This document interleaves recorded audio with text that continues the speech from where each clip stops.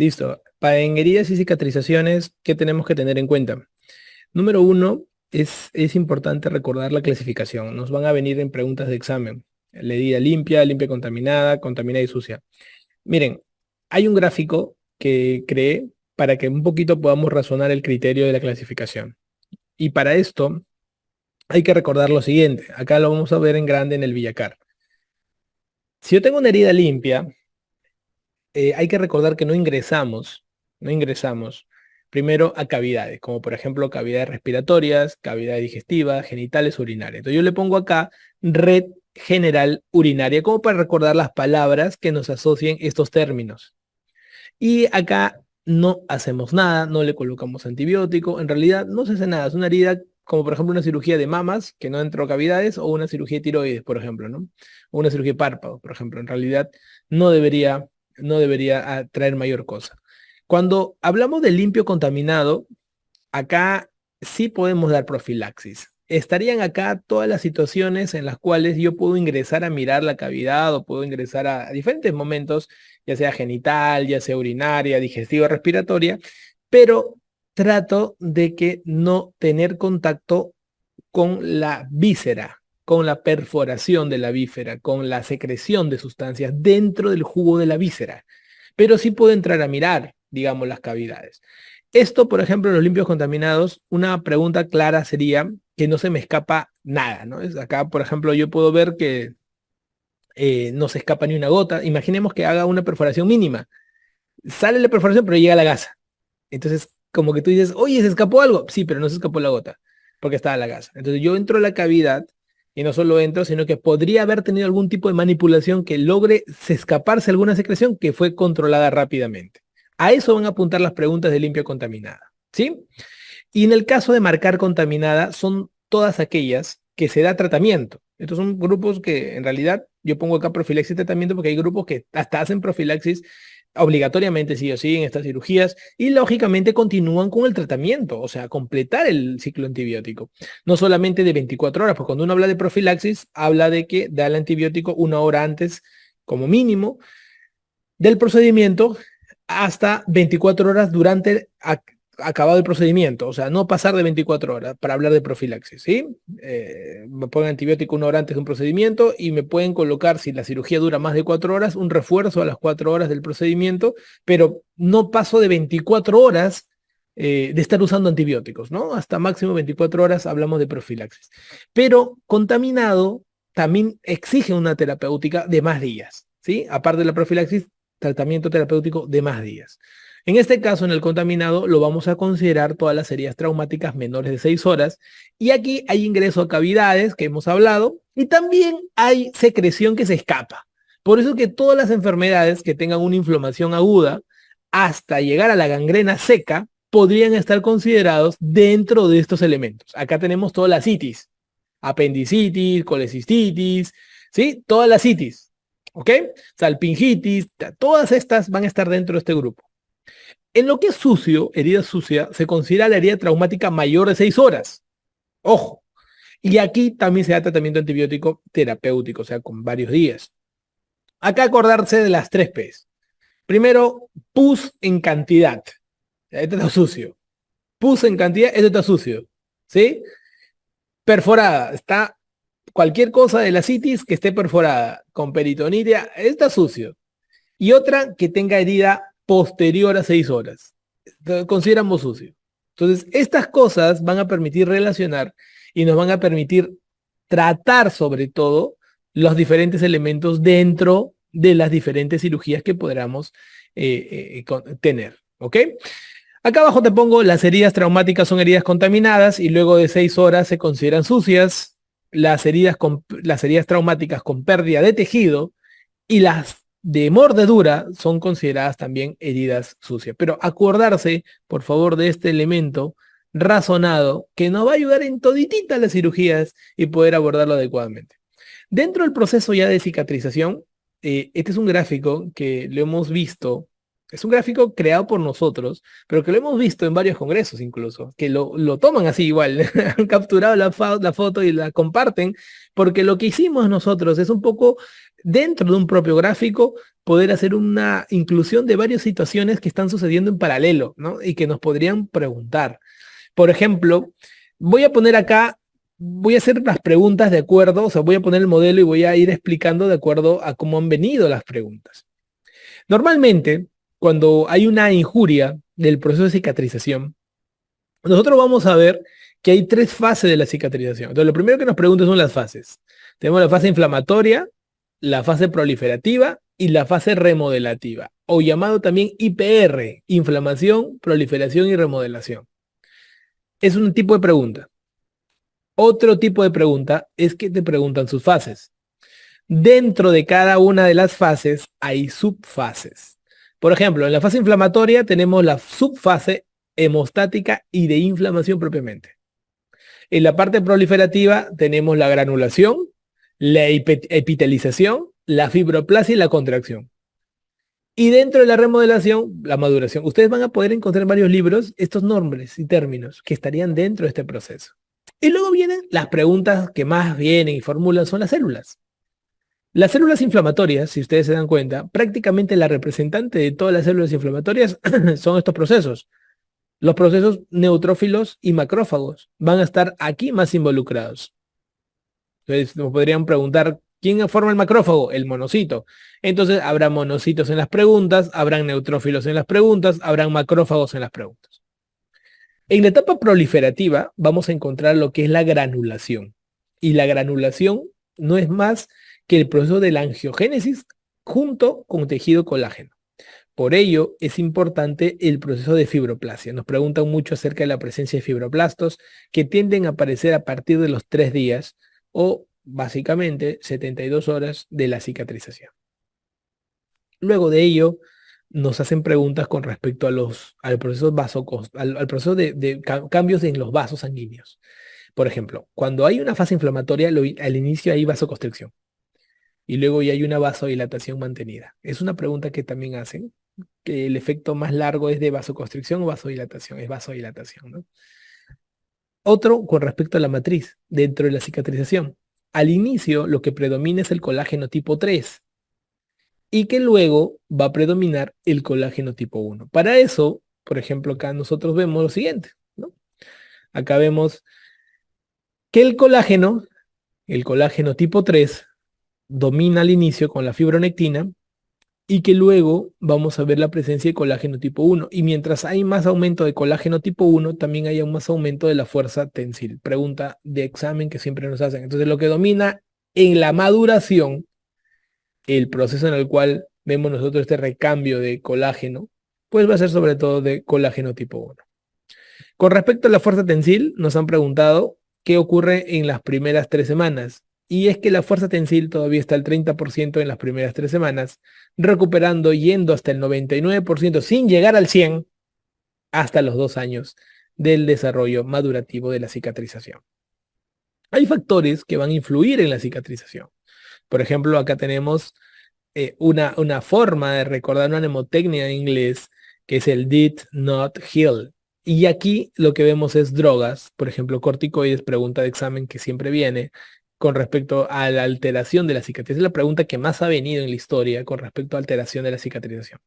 Tenemos también casos de infecciones, isquemia, la diabetes, la nutrición deficiente. Ojo, la diabetes no como enfermedad, sino el estado de la diabetes no controlada se influye. ¿Ok? Eso se influye bastante para tenerlo en cuenta. La nutrición deficiente, pues poca albúmina, mala cicatrización. La oxigenación mínima, o sea, los estados de hipoxia. Las toxinas como el tabaco y el alcohol.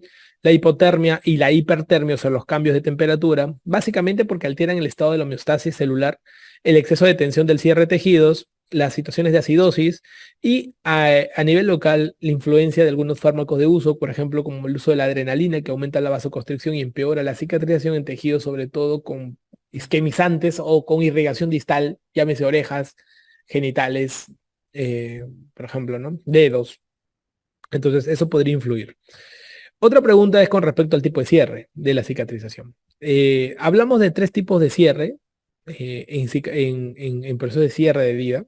El de primera intención es cuando es un cierre que tú has cortado y tú lo cierras, ¿no? Cierro acá el cuello y lo cierro. Perdón, corto el cuello y lo cierro, ¿no? Primera intención. En un mismo procedimiento se hace eso.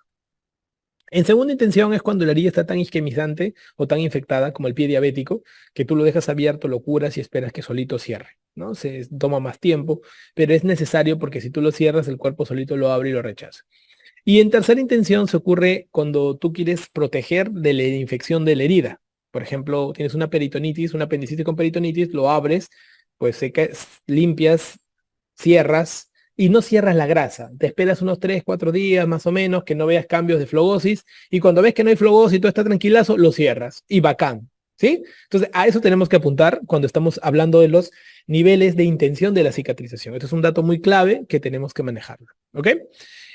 Con respecto a la sutura en la zona de tensión, se debe hacer el retiro de los puntos en los 14 días, las suturas en zonas sin tensión, el retiro de los puntos en 7 días y las suturas en rostros, el retiro de puntos en 3 a 5 días. ¿Por qué? Preguntarás tú, ¿por qué se retira en zonas sin tensión en poco tiempo y en rostro mucho menos? En el caso del rostro, se retira porque hay mucha irrigación y al haber mucha irrigación se puede retirar tranquilamente con 3 a 5 días. Cuando hay demasiada tensión, tienes que darle más tiempo. Por ejemplo, palmas, plantas, tienes a darle más tiempo porque es tejido muy duro y en zonas de flexura toma más tiempo porque son sometidos a tensión, entonces le damos hasta 14 días. Y cuando son zonas de menor tensión, hasta 7 días.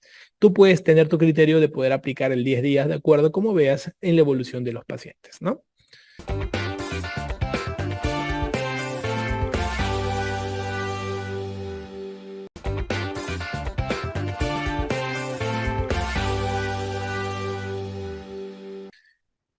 Con respecto a misceláneas, ¿qué tenemos que tener en consideración? Hay varios tópicos que podríamos tocar aquí, pero básicamente vamos a comenzar con tópicos que han venido continuamente como fiebre en el estado postoperatorio. La fiebre en el estado postoperatorio nos habla acerca de los días de fiebre. Acá hay una forma de recuerdo mnemotécnico que te lo podemos compartir, creado por un alumno de la academia, que justamente se inspiró y me pareció genial la forma de poder ver esto. Hay algunas cosas nada más que hay que tener cuidado, pero se lo vamos a explicar. El día cero es el día inmediato, te han hecho la cirugía y estás teniendo fiebre. Entonces acá nosotros hablamos, primero, podría ocurrir fiebre por lavado de cavidad. Los que hacen lavado de cavidad en abdomen, básicamente por un cuadro inflamatorio, podría haber fiebre. Uno. Estados de sepsis que tenga el paciente y que se mantengan durante el procedimiento también. Y la reacción inflamatoria también podría ocasionar en el día cero estos estados. El día uno habla acerca de las 24 horas. O sea, acaba el estado de fiebre, se está dando fiebre y ha pasado a ser 24 horas de cirugía. Esto podría ocurrir en dos situaciones que son bastante preguntadas. Acuérdate de la A de atelectasia, que es la primera letra del abecedario. Esa es la más preguntada de todas las preguntas de fiebre en postoperatorio. También podría haber la fasciitis necrotizante, que no la han preguntado mucho, pero la atelectasia se la lleva de encuentro cualquiera, ¿no? Y el día 3, acuérdate de 3 letras, tenemos la ITU, infección de tracto urinario, tenemos la trombosis venosa profunda y tenemos la tromboflebitis superficial. Ese es un dato clave, recontra clave que hay que tener en cuenta. ¿Ok? Esto es bastante interesante porque nos va a permitir entender a nosotros que los modelos de patología son bastante a tener en consideración. Este día 3 viene clarito, ¿no? Acuérdate por palabras, acuérdate, te lo voy a poner aquí mejor por letras. Así, ITU, 3 letras, trombosis venosa profunda, 3 letras, y tromboflebitis superficial, 3 letras, ¿ya? Para tenerlo recuerdo. El día 4 lo pongo acá un poquito el punto, porque hay algunos libros clásicos que consideran incluso 24 horas al estado de una neumonía previa. Y esto ocurre porque generalmente si el paciente está hospitalizado y le han hecho la cirugía, la neumonía se puede presentar en esos primeros días, el día 1 o día 2. Pero en la mayoría de los casos debería presentarse después del proceso para no sospechar o no confundirlos con una atelectasia. Por eso que te lo dejamos como el día 4. Y en el día 5, este es el que han preguntado junto a atelectasia, lo han preguntado mucho. Este incluso ha sido preguntado en los 3 exámenes nacionales, tanto de salud ENAN y residentado. Es el de infección de herida operatoria, el ISO, ¿no? Infección de sitio operatorio. Este es clásico. Acá nosotros, este es el tiempo de los abscesos. Acá es donde ustedes van a ver mayor cantidad de preguntas dirigidas solamente a la herida. Y días más avanzados encontramos 7 abscesos, ¿no? Que básicamente son 7 letras, la palabra absceso. Acuerde que la mayoría de abscesos podría estar presentándose ya desde el día 4, no habría por qué dejar de presentar, pero tiene un pico de presencia mayor al día 7. Es por eso que ustedes lo van a ver que nosotros consideramos en el día 7. No porque ahí aparezcan, sino que comienza el día 4 y hay un pico que se presenta el día 7 y que lo podemos tener en consideración dentro de estos grupos. Es recordar también, muy importante, que dentro de la infección del sitio operatorio, nosotros podemos tener diferentes elementos como los términos, ¿no? Hay algunos términos como la infección superficial, que básicamente afecta solo la piel y tejido celular subcutáneo, como pueden observar. La infección de sitio operatorio profunda, que afecta a aponeurosis, ojo, y también a la parte de músculo. Y la infección de órgano o espacio, que trabaja sobre todo en los espacios intraabdominales, la mayoría de ellos, ahí están los abscesos, está todo metido. La mayoría de cirugías limpias tiende a tener gran positivos, por eso que se usa mucho cefazolina o se deja tratamientos, por ejemplo, vía oral con dicloxacilina, ¿no? Y la cirugía contaminada sí se debe dar una abertura a antibióticos para gram negativos y también anaerobios. Es importante recordar que el germen que más vamos a encontrar identificado dentro de las infecciones de sitio operatorio va a ser el estafilococcus. Eso es muy importante poder recordar. También tendremos al estreptococcus y también a la pseudomonas. Acuérdense que mientras más contaminada y mientras más hospitalizado estuvo el paciente, habrá más posibilidad de que aparezcan las pseudomonas, las reinas de las infecciones intrahospitalarias también. Igualmente, esto infección asocia mayor costo hospitalario, mayor estadía, aumento de la mortalidad. Entonces, es muy importante. ¿Cuál es el tratamiento de una infección en sitio operatorio? Apertura de la herida operatoria. Así de sencillo. Se puede generar drenaje, se puede generar lavado y también se puede generar lo que es el debridamiento propiamente dicho de esta situación, ¿no? Dato muy importante a tener en cuenta. Dentro de los diferentes elementos de infecciones muy agresivas que nosotros nos podemos encontrar en nuestra práctica diaria, es las infecciones necrotizantes, ¿no? Las infecciones necrotizantes tienen un origen aeróbico muy importante, sobre todo cuando están relacionadas a los estreptococos del grupo A. Y también vamos a encontrar que se asocia mucho al cuadro anaeróbico, sobre todo aquellos que tengan una predisposición a lo que vendría a ser una infección por bacteroides. La clínica de la fasciitis necrotizante, nunca lo olviden, es una afectación del tejido celular subcutáneo, por eso se llama fasciitis, ¿no? De la fascia. Entonces, en la fasciitis se afecta el tejido celular subcutáneo y ¿qué ocurre? Esta fasciitis va a comenzar a través de la fascia, que es el paquete que envuelve los músculos, a utilizarlo como vía de escape y va a aumentar la infección. Entonces, estos pacientes van a encontrar generalmente dentro de las lesiones que ellos manejan una situación de aumento, como pueden observar aquí, en diferentes regiones, de aumento de todo el tejido necrosado. Entonces, lo que se tiene que hacer en estos pacientes para evitar esto es diagnosticarlos de manera más rápida y oportuna. Así de sencillo, así de sencillo.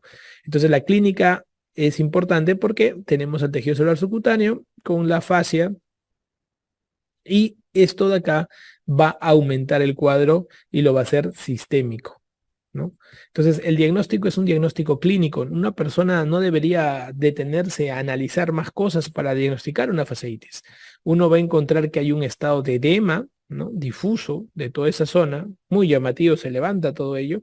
Incluso puede encontrar crépito, ¿no? Y también necrosis cutánea asociada, producto de la poca perfusión debido al edema que está habiendo, incluso hasta presencia de ampollas se podrían presentar en este cuadro. Y lo que hay que hacer es debridar cuanto antes y sacar toda la pus posible de estos pacientes.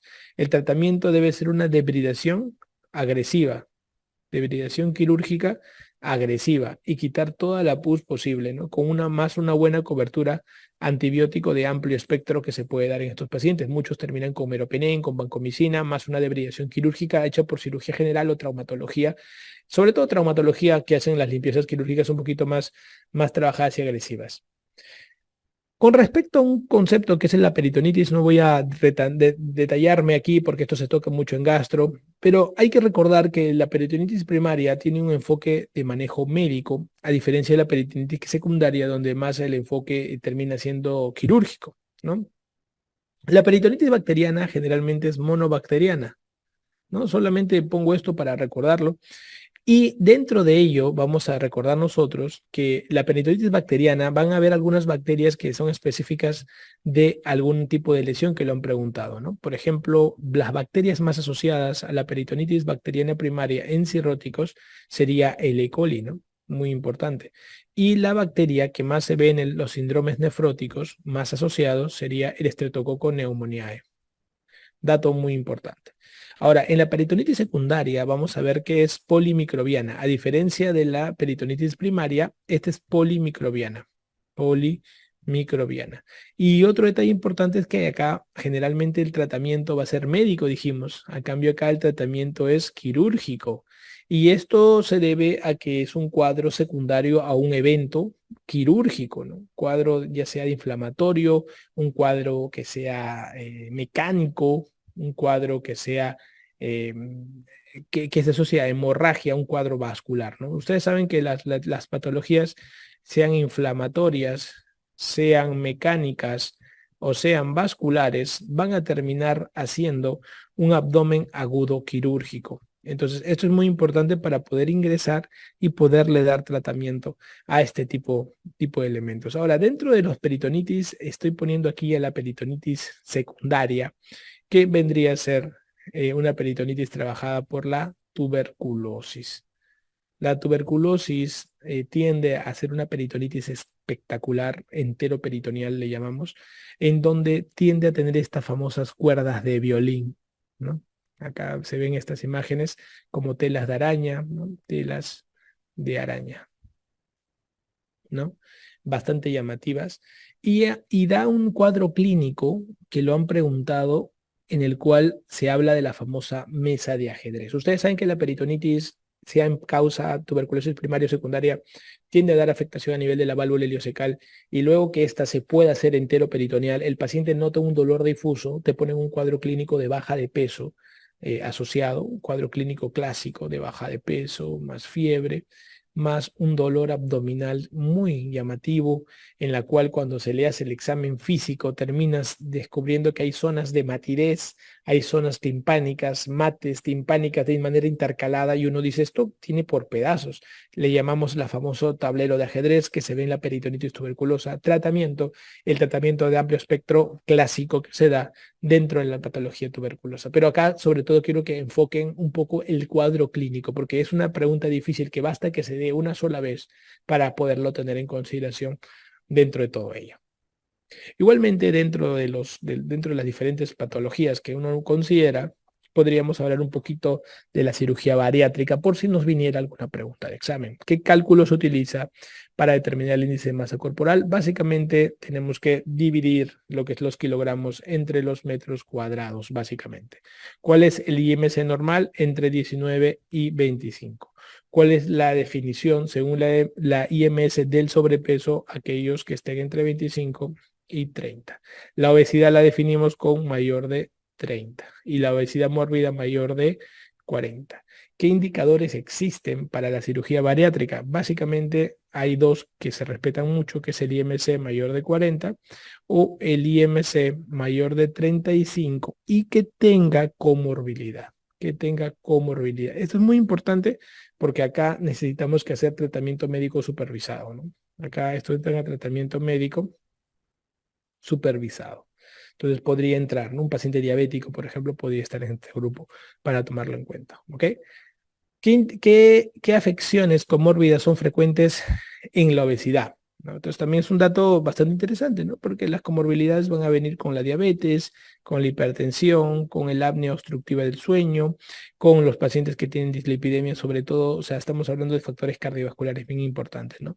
¿De qué cánceres existe riesgo más alto en la obesidad? Definitivamente el colon, ¿no? La próstata, también la mama y el útero.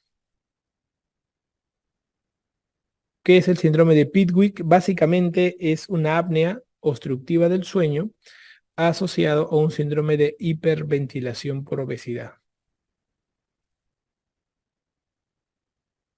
¿Cuál es la terapia más efectiva a largo plazo para la obesidad mórbida?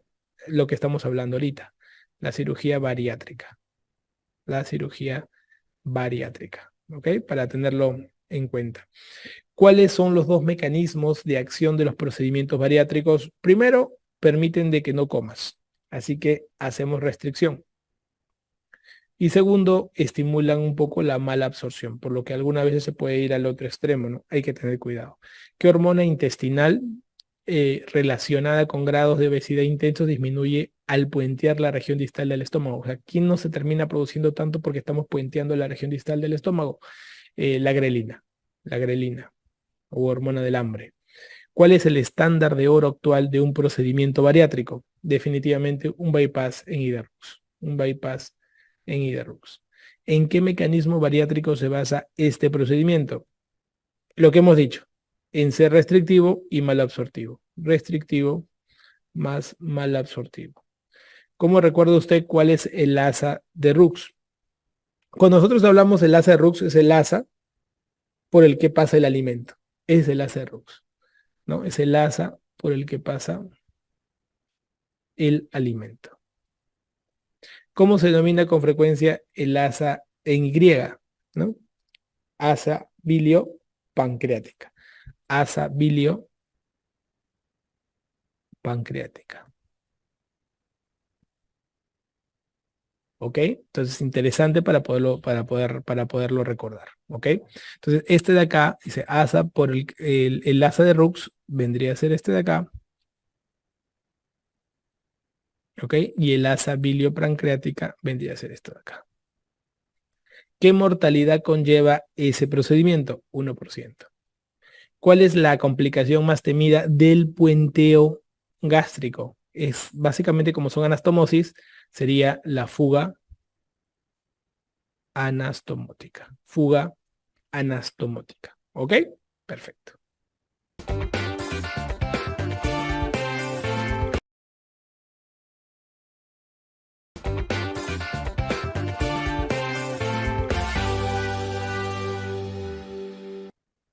Dentro de las patologías que nos pueden venir en el examen está el trauma abdominal.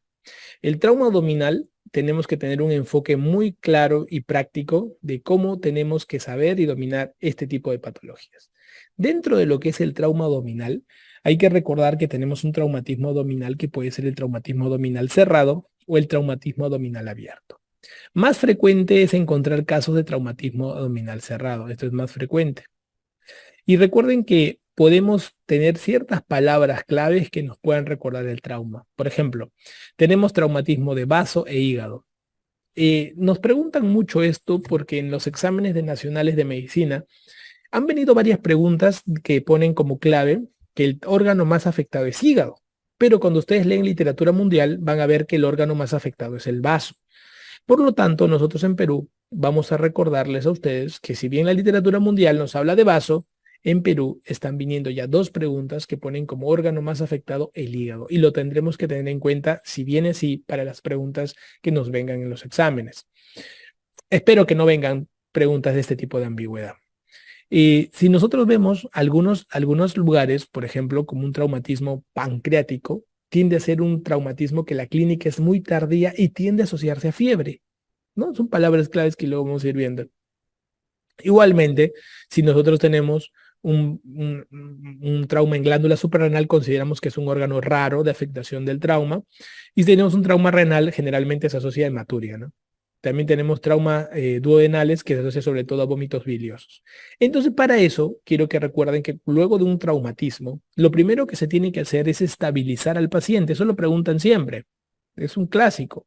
Y lo segundo, hay que recordar la clínica de acuerdo al órgano. Por ejemplo, cuando nos pregunten traumatismos de caída, caes de bicicleta en el hipocondrio izquierdo, están diciendo que marques traumatismo de vaso.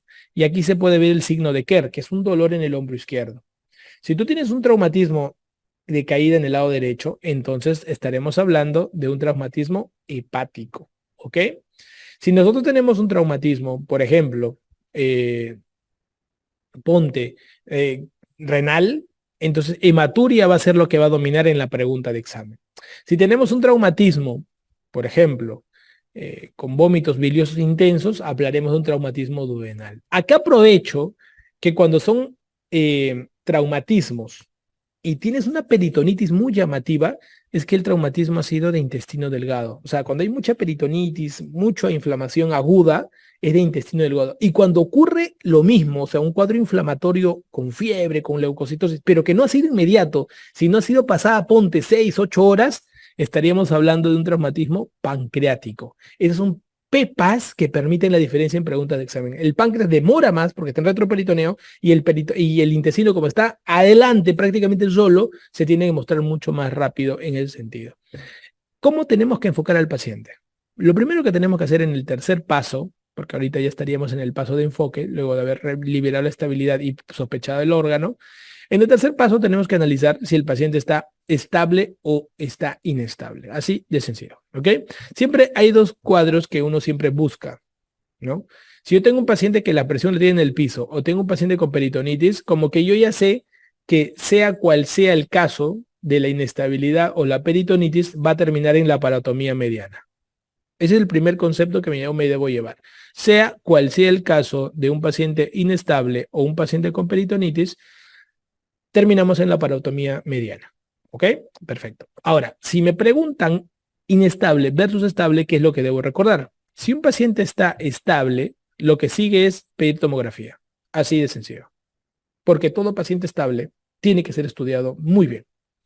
En cambio, si es un paciente inestable, le pido una ecografía abdominal. Si en la ecografía abdominal yo me doy cuenta que el paciente prácticamente, digo, oye, en la ecografía me sale negativo. Así de sencillo. O sea, me sale negativo. ¿Quiénes tienen más probabilidad de mostrarte inestabilidad? Por ejemplo, el hígado y el vaso. El hígado y el vaso. ¿Por qué? Porque son órganos sólidos. Y son órganos sólidos, ¿qué va a pasar? Hacen sangrar más. Entonces hay más probabilidad que tengan más positividad con hígado y vaso. Hay menos probabilidad que tengas positividad en retroperitoneo, porque en retroperitoneo es bien difícil poder acceder al retroperitoneo por la ecografía. Pero si tú tuvieras líquido libre, vas a la parotomía, definitivamente. Es inestable con líquido libre, te la parotomía. Pero si tengo ecografía, es un paciente inestable, le hago ecografía y pucha, estoy dudando, entonces si dudo, se hace la parotomía diagnóstica. Y si sale positivo, va a la parotomía. ¿Ok? Entonces, situaciones puntuales que debo recordar con la ecografía. Dos situaciones. La primera situación es que si sale positivo, me voy a la parotomía. Y si dudo, me voy a lo que es el lavado peritoneal diagnóstico. ¿Correcto? Dos situaciones. Acuérdense que va a haber más posibilidad de encontrar líquido libre cuando hay afectación de órganos sólidos y menos posibilidad cuando hay afectación retroperitoneal. Perfecto. Si yo tengo una peritonitis, esta puede ocurrir por una hemorragia bien importante o una ruptura de víscera hueca que es más frecuente que lo haga. Para eso yo voy a buscar lo que es el rebote y la rigidez. En todas las preguntas de examen, peritonitis siempre es rebote y rigidez, ¿no? El RR que siempre les digo a ustedes. Y esto va a la parotomía media. Entonces, así tenemos que responder la pregunta de trauma abdominal cerrado. El hígado es un órgano que preguntan mucho en Perú por el trauma abdominal cerrado. Yo aquí he puesto hígado, son 6 para hablar de las 6 etapas del trauma hepático. En la primera etapa vamos a encontrar que hay una afectación menor del 10% de superficie o menos del 1% en profundidad. Menos de 1 centímetro en profundidad, perdón. Luego tenemos de 10 a 50% de superficie o de 1 a 3 centímetros en profundidad. Luego tenemos mayor del 50% de superficie o más del 3 centímetros en profundidad. En esto estoy prácticamente hablando de una descripción de acuerdo al tamaño de daño del primer grado, segundo grado, tercer grado. Prácticamente el cuarto, quinto y sexto están en ruptura hepática. Por eso es que es importante diferenciar cómo se trabaja en los 3 primeros estadios y en los 3 últimos. En los 3 primeros estadios, ¿qué voy a encontrar yo? En los 3 primeros estadios, lo que vamos a encontrar nosotros es de que si el paciente está inestable en cualquier situación, va a cirugía inmediatamente. Y si estoy en los últimos, cuarto, quinto, sexto, si está inestable, primero va a maniobra de Pringle, donde se hace clampaje todo el hilio hepático prácticamente para disminuir el sangrado. En cambio, si el paciente está estable en los 3 primeros estadios, va a observación, pregunta de examen que siempre ha venido, y si está en los últimos 4, quinto y sexto estadios, está estable, primero va a embolización para disminuir el flujo y no da tiempo para hacer un manejo vascular directamente del daño. Con respecto a los traumatismos abiertos, ¿cómo se tiene que enfocar esto? Tenemos 2 tipos de traumatismos, el de herida de bala y la herida por arma blanca. Cuando es herida de bala, generalmente tiende a afectar al intestino delgado. Y cuando es arma blanca, generalmente tiende a ser el órgano más afectado, el hígado. Normalmente aceptamos un reparo anatómico que es desde el pezón, que vendría a ser más o menos a nivel de la cuarta vértebra dorsal, si hacemos un corte horizontal total, y hasta los pliegues inguinales, ¿no? Y en la parte posterior, desde la cuarta vértebra dorsal, igualmente hasta la cresta ilíaca. Con ello diremos que estamos en el abdomen para poder marcar un poco lo que es el espacio abdominal propiamente dicho. Lo que nosotros tenemos que hacer es recordar que en la primera etapa a los pacientes siempre se tiene que estabilizar. Se estabiliza, se le hace el ABCD y se inicia profilaxis tetánica y de antibiótica de amplio espectro. Número 2, tenemos que analizar las indicaciones de la parotomía, porque esto es muy importante. Si yo encuentro peritonitis, si encuentro inestabilidad hemodinámica, que eso lo hemos visto en trauma abdominal cerrado, y a este le agregas sangrado nasogástrico o por tacto rectal, importante, objetos penetrantes in situ o neumoperitoneo, también van a ir a la parotomía. Esto es lo que más van a marcar en los exámenes, ¿ok? La parotomía. Esto es la forma indirecta, sea de arma blanca o sea por bala, de cuando lo metes a sala de operaciones. Ahora, vamos a pensar un poco de cómo pensar, ya si es por arma blanca o bala, cómo podríamos cambiar esta situación. Si alguien viene por arma blanca, que es la forma más frecuente de afectación, lo primero que hay que hacer es explorar la herida. Todo cuchillazo no necesariamente entra al peritoneo, perfora el peritoneo. Entonces, hay que explorar la herida y hay que ver si hay ruptura de la aponeurosis. Exploramos la herida entonces, primera etapa, y después vemos, ¿está perforado? Si está perforado, va a la parotomía. Uy, se mete un poquito el dedo, ya, va a la parotomía. Y si no está perforado, va a manejo conservador. Igual ocurre con la bala. Cuando yo tengo una herida de bala, veo si el paciente está estable o inestable. Si el paciente está inestable en la herida de bala, o sea, está inestable, automáticamente la parotomía. Pero si el paciente está estable, va a tomografía. Y en la tomografía analizaré yo si el paciente tendrá que ir o no a una cirugía o manejo conservador. O sea, pregunta y conclusión. Todo siempre que tenga un paciente estable, sea en traumatismo abierto o traumatismo cerrado, siempre trato de buscar la tomografía para hacer un estudio adecuado de mi paciente. Y basta que esté inestable en cualquier situación, sea trauma abierto o trauma cerrado, prácticamente van a terminar yendo a lo que es la cirugía propiamente dicha. ¿Ok?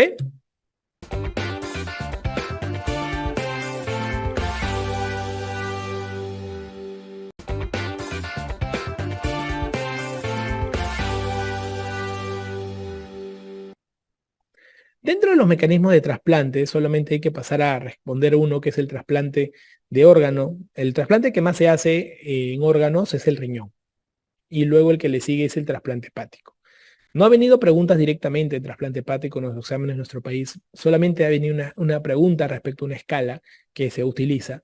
Nada más como para no profundizar mucho, pero hay que tenerlo en consideración. ¿Ok? Y para esto vamos a responder esto. ¿Cuáles son los 4 signos o síntomas indicadores de insuficiencia hepática en fase terminal? La primera, que todo el mundo se imagina, es la asitis refractaria, ¿no? La asitis refractaria. La segunda, la encefalopatía. Se supone que todos estos pacientes están haciendo cuadros de debut y están entrando en este estado de crisis. La otra, muy importante, es la hemorragia varicosa. Esos ya los están descompensados totalmente. Y es importante recordar que los pacientes pueden entrar en una fatiga intensa total, totalmente caídos, como se dice, y esto podría entrar fatiga intensa, ¿no? Estos son indicadores o signos de insuficiencia hepática en fase terminal. Cuando ya el paciente cirrótico comienza a debutar con estos cuadros, es porque ya está en una etapa prácticamente terminal, ¿no? ¿Cuál es la indicación más frecuente de trasplante de hígado? En general, tenemos en niños y tenemos en adultos, ¿no? Eso es como para poderlo tener en consideración. Por ejemplo, en el caso de los niños, nosotros vamos a ver que la atresia de vías biliares es la más frecuente, ¿no? Y en el caso de los adultos será la cirrosis. Será la cirrosis. Ahora, número 1, para que nosotros podamos hacer una indicación de trasplante hepático, acá lo voy a poner, hay que analizar lo siguiente. Si el paciente tiene un estado de cirrosis hepática, por ejemplo, ¿no? Entonces, esto es muy, muy, muy importante. Ahora, si la cirrosis hepática está debutando en un cáncer, o de repente es un cáncer de frente, ¿no? Un carcinoma hepático. Carcinoma hepático. O sea, me estás diciendo, doctor, que tiene un cáncer el paciente. Sí, tiene un cáncer el paciente. ¿Cuándo podría entrar a trasplante? Cuando te cumple estas condiciones. Por ejemplo, no tenga metástasis. Una, cuando tenga solamente un nódulo cancerígeno y que éste sea menor o igual a 5 centímetros. Son muy estrictos en ese sentido. O que tenga 3 o más nódulos, por ejemplo, pero que sean menores iguales a 3 centímetros, ¿no? Ahora, otra condición de trasplante hepático es cuando hay una falla hepática fulminante, ¿no? Esto también es un dato bastante interesante. Dentro de la falla hepática fulminante hay que tener en cuenta dos cosas, el INR mayor o igual a 2 y lo que sería, por ejemplo, que el paciente más o menos, acá lo voy a poner, que el paciente esté con una situación prácticamente de esta situación, básicamente de alteración de la coagulación mantenida, sobre todo por mayor o igual a 3 semanas, que no se pueda corregir. O sea, está en una falla de aquellas, podría entrar inclusive. Otra es el paciente que es cirrótico, pero que tiene una escala de MELT, es la que ha sido preguntada en los exámenes, que sea mayor o igual a 15, ¿no? Y dentro de estos pacientes podemos considerar todo tipo, ¿no? Alcohólicos, pacientes con hepatitis C, pacientes que tengan, por ejemplo, hemocromatosis, paciente con deficiencia de alfa-1 antitripsina. O sea, acá pones todas las causas de esos pacientes, digamos, en general, que podría estar considerándose, ¿no? Dentro de los cuadros cirróticos. Ahora, ¿qué pacientes no serían tributarios de trasplante hepático?